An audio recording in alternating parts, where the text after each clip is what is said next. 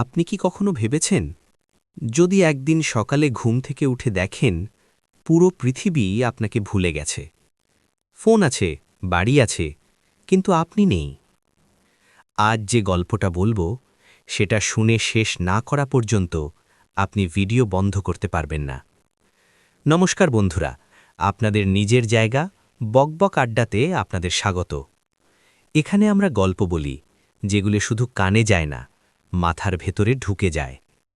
আজকের গল্পটা একটু আলাদা, কারণ এটা ভয়ঙ্কর না, কিন্তু ভয় লাগাবে। গল্পের নাম একদিনের জন্য আমি নিখোঁজ ছিলাম, কেউ জানত না। হেডফোন লাগান, চোখ বন্ধ করুন আর গল্পের ভেতরে ঢুকে পড়ুন। আমি সেদিন সকালে ঠিক অন্য দিনের মতোই ঘুম থেকে উঠেছিলাম। ঘড়িতে তখন 7:10। চা বানালাম, মোবাইল হাতে নিলাম। একটা মেসেজও নেই। অদ্ভুত লাগল না? কিন্তু যখন আমি মাকে ডাকলাম, মা, কেউ উত্তর দিল না। আমি ভাবলাম হয়তো বাইরে গেছে। বাড়ি থেকে বের হলাম। পাড়ার চাওয়ালা আমাকে দেখে তাকালো, কিন্তু চিনল না। আমি বললাম, কাকু, 1 কাপ চা দিন।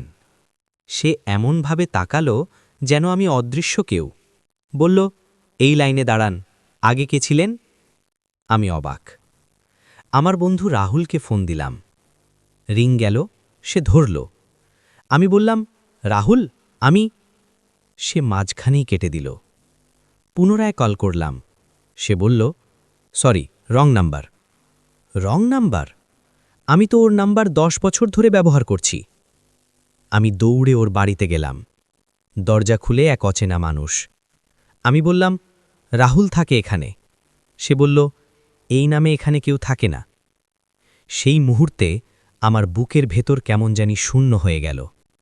আমি ছিলাম, কিন্তু পৃথিবীর কাছে আমি ছিলাম না। আমি থানায় গেলাম। নিজের নাম বললাম, ঠিকানা বললাম, আধার নম্বর বললাম। পুলিশ কম্পিউটারে খুঁজল, তারপর শান্ত গলায় বলল, স্যার, এই নামে, এই বয়সে, এই ঠিকানায় কেউ এক্সিস্ট করে না। আমি চিৎকার করতে চাইলাম, কিন্তু গলা দিয়ে শব্দ বের হল না। আমি আয়নার সামনে দাঁড়ালাম। চেহারা আমারই, কিন্তু পরিচয় নেই। সেদিন রাত আমি একটা বাসস্ট্যান্ডে কাটালাম। চারদিকে মানুষ, কিন্তু আমি একা। পরদিন সকালে হঠাৎ আমার ফোনে একটা নোটিফিকেশন, ওয়েলকাম ব্যাক। তারপর একের পর এক কল। মা, বন্ধু, অফিস, সবাই বলছে, কাল তুমি কোথায় ছিলে? ফোন বন্ধ, কেউ খুঁজে পাচ্ছিল না। আমি বললাম, আমি তো এখানেই ছিলাম। কিন্তু বুঝলাম, আমি ছিলাম নিখোঁজ, একদিনের জন্য। কিন্তু কেউ জানত না আমি ছিলাম। হয়তো আমরা সবাই কোনো না কোনো দিন এভাবে নিখোঁজ হয়ে যাই। ভিড়ের মধ্যে থেকেও অদৃশ্য হয়ে যাই। যেদিন কেউ আর জিজ্ঞেস করে না, তুমি কেমন আছো?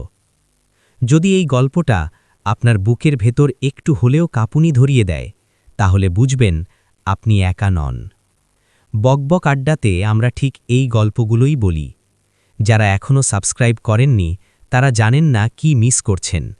সাবস্ক্রাইব করুন, পাশে থাকুন, কারণ পরের গল্পটা হয়তো আপনারই। ধন্যবাদ। আবার দেখা হবে বকবক আড্ডাতেই।